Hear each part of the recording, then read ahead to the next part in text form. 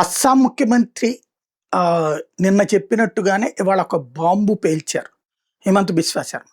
ఎవరైతే కాంగ్రెస్ పార్టీ తరపున ప్రతిపక్ష నాయకుడిగా అక్కడికి ప్రత్యేకించి పంపించబడినటువంటి గౌరవ్ గొగోయ్ రాహుల్ గాంధీకి అత్యంత సన్నిహితుడు. ఇప్పుడు అస్సాం రాజకీయాన్ని శాసించడానికి అతన్ని పంపించారు.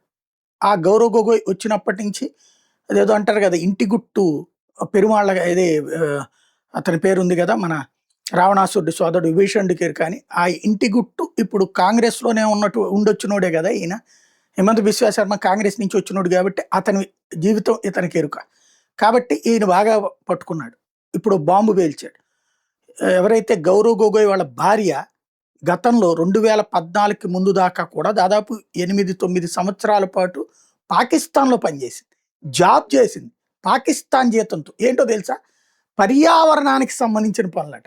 పాకిస్తాన్లో పర్యావరణానికి సంబంధించినటువంటిది స్వచ్ఛంద సంస్థ ఏంటి, దానికి ఎవరు డబ్బులు ఇస్తాడంటే పాకిస్తాన్ ప్రభుత్వమే స్వచ్ఛంద సంస్థలు. అక్కడ ఉన్నటువంటి లష్కర్ తోయిబాలు, జైషే మహమ్మద్లు కూడా స్వచ్ఛంద సంస్థలు ఆడ దృష్టిలో.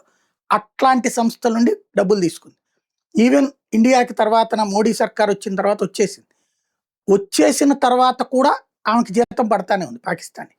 దానికి తోడు ఈ గౌరవ్ గొగోయ్ కూడా ఎంపీ, భారతదేశంలో కాంగ్రెస్ ఎంపీ, కానీ ప్రభుత్వ పర్మిషన్ లేకుండా పాకిస్తాన్కి వెళ్ళొచ్చాడు.